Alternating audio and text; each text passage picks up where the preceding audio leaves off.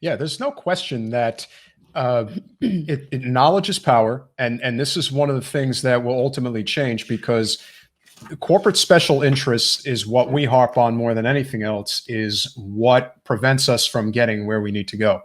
And obviously, we would love for the squad, Ro Khanna, Marie Newman, and so on, Katie Porter. We want them obviously to do more than they're currently doing, but I don't think people really understand the scope of being maybe a dozen non-corporate representatives in a sea of 400 plus that are being funded by mega corporations that want you to believe that modern monetary theory is it's pseudoscience. It's not real. This isn't how it works. Everything is based on, you give one, you take one. And I don't think people really understand the whole concept of the bucket, what that means. And I think understanding that a dollar in goes a dollar out, this whole idea that we're in a deficit, well, actually, no, it's $1 is taken out of one end and it's put on the other end. And that's sort of the idea behind trade. So if you can explain that better than obviously I can explain it. Seriously, because I don't know. All I heard was all I'm thinking of is there's a hole in the bucket. Yes, I remember that song well. So just remember, we spend money every single time Congress authorizes spending. We create new money every single time. Not sometimes, we never recycle a dollar. A dollar is spent by the government exactly one time. It never gets respent by the government. Once it's received, it's destroyed. And so really, you could think of the dollar as a tax credit or a tax liability waiting to happen. And there's no debt to that. The deficit is largely, the reason why we say it's a myth is because it's just the difference between the amount we tax and the amount we spend. But if you recognize that the spending and the taxing are not tied together, there's no real relationship there. The tax is there to drive the currency, to manage inflation. It's kind of like an EQ on your stereo. The spending, it's really all about what do we need? What kind of an economy do we need to make our country okay? What do we need to make people be educated? What kind of investments do we need to make into the people growing up to make sure that our country is good? I look back, I've been studying the Haitian Revolution quite a bit. And one of the things that was very, very clear was they kept the slaves very, very ignorant. They blocked them from any kind of knowledge. They kept them very submissive and they kept their head down and they couldn't dream of anything better. Well, we have dumbed our country down right now to be like a modern day slave where we won't resist. We don't think about the possibilities. We can't fathom anything beyond what these bad economists like Paul Krugman and others have said. So we sit there and we literally think that this is the realm of possibilities. We couldn't possibly write off all student debt. We couldn't possibly have a Green New Deal. We couldn't possibly do any of these great things that we dream of and we've read about, futuristic things. We can absolutely do every single one of them. If you can dream it, if you can resource it, we can afford it. I want to ask you about something that it's funny because I was getting ready to come on and I put on Status Quo and there you are talking with Jordan. And so you said something that was really interesting that I never really thought about. I mean, we support universal basic income.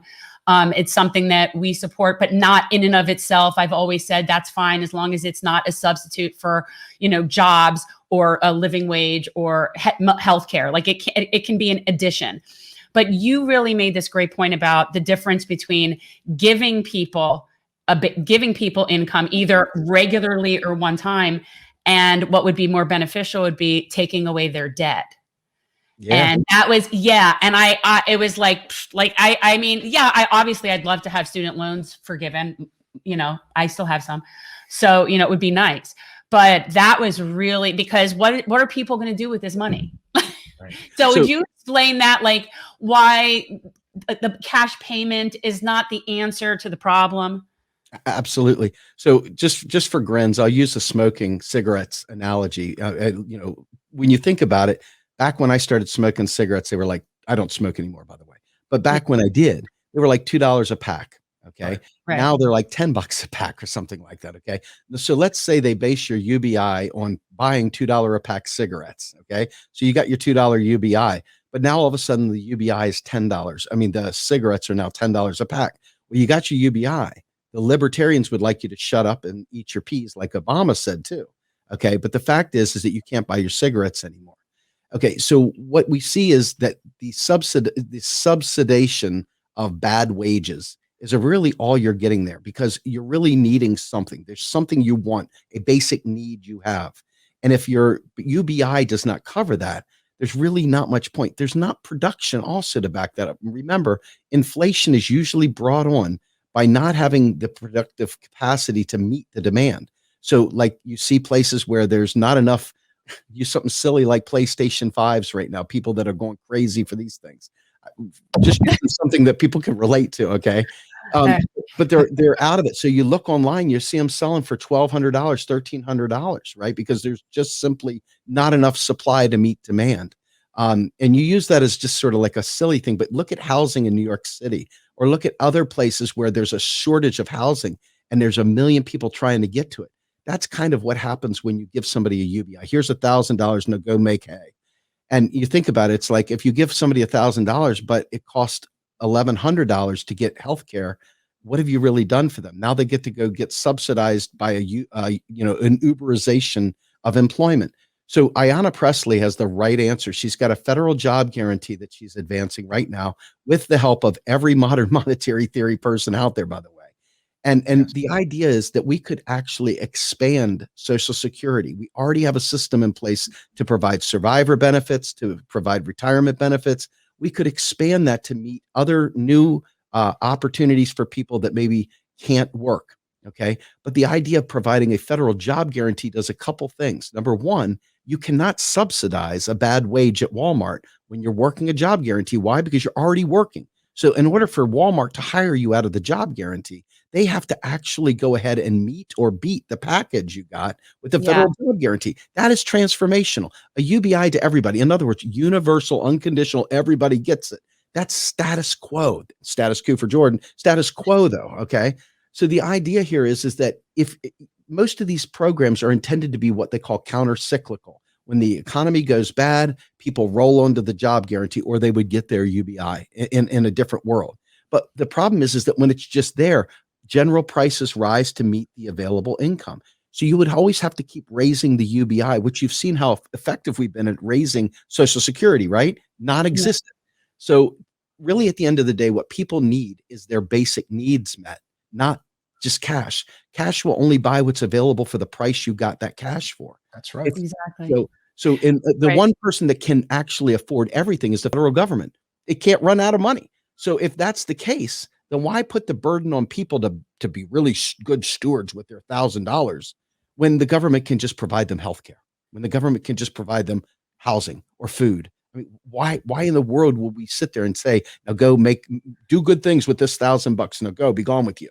It Right. just doesn't make sense to me. What about, and talk about how easy it is for them to do a debt jubilee. And that's something that, right. And I remember you've been talking about this for a few years, at least. Like, this is something that, and it's totally doable. And I just don't think people can wrap their heads around it. And that would be the easiest way to help the most people, without doubt.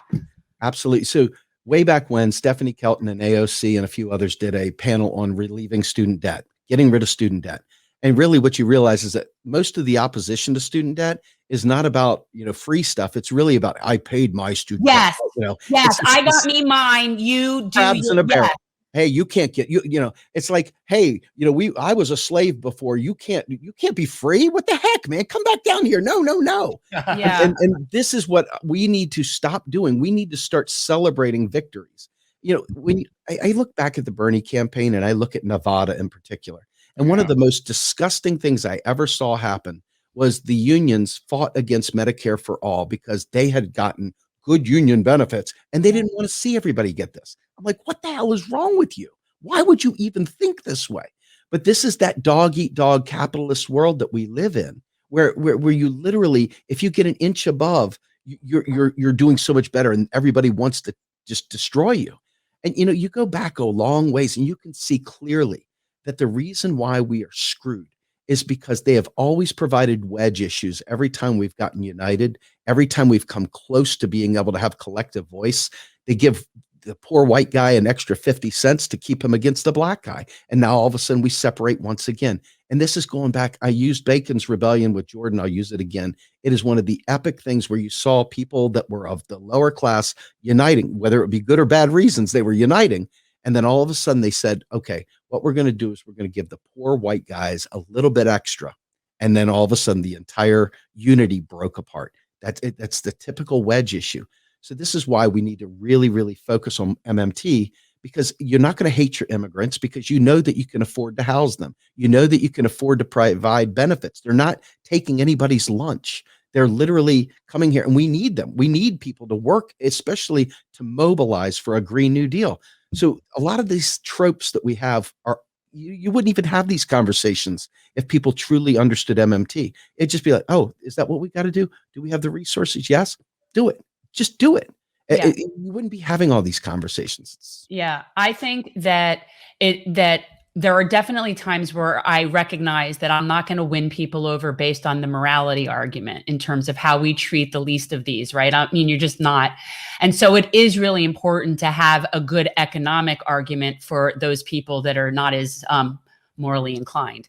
And so this is a really important part of that. And I mean, you had something you wanted to say. I do think that there's a lot of people have misconception about the importance of having a federal jobs guarantee and what that means. A lot of, Andrew Yang is the most noted person in terms of the national scope that supported Jen's campaign against Wasserman Schultz, and, learning a lot about what he is fighting for. And I do think he's going to be the next mayor of New York City. I think that there is a mistake that is made constantly by people in the Yang gang and people who support universal basic income to not recognize the value of a federal jobs guarantee and recognize that having that is essential if in fact we're ever able to, we know how DC works, but if we're ever able to get to a point where we could have a green energy jobs focused infrastructure bill, being able to put people to work, there is so much work that needs to be done from an infrastructure standpoint alone. And having the will, if you will, to have people understand why MMT is absolutely necessary, it goes without saying that people just need to really understand it. But unfortunately, in our country, as you know, they have to understand it in basic terms. Yes. If it is not something that you could say as something as simple as make America great again, you're not going to convince people to listen to you. And that may not mean much, but if there is a MMT, people like color wars and logos and slogans and catchphrases, and you can they don't really. We've lost all sense of. I thought about this a lot. We've lost all critical reasoning skills. When you talk to people, there's no reasoning happening. There's a regurgitation of talking points, and it's kind of freaking me out a little bit because, it's very Matrix-like for me in some ways. Like, it's kind of weird. But yeah, there's this complete we're drones. We're drones. And even worse, in this country is exponentially bad. If you play the game of Monopoly, you already know that, if you run out of money, you can just start writing money down on a piece of paper. It's not a big deal. The bank never runs out of money. Right. And so the idea of it just being simply you can't run out of inches, you can't run out of pounds. All a dollar is a score. It's all it is. And we can never run out of points. Where do points from a baseball game come from? I don't know. Where do airline miles come from? I don't know. Same place. They're just keystrokes. And so if you think about it, as long as you have enough of these notches on your belt, so to speak, you can buy what you need, you can afford what you want. And so the issue is not whether or not the federal government that has the patent on this, that this is its way of provisioning itself, right? It issues dollars so it can buy things, for itself. It's literally keystrokes, and dollars spent into existence are taxed out of existence. It's a circle.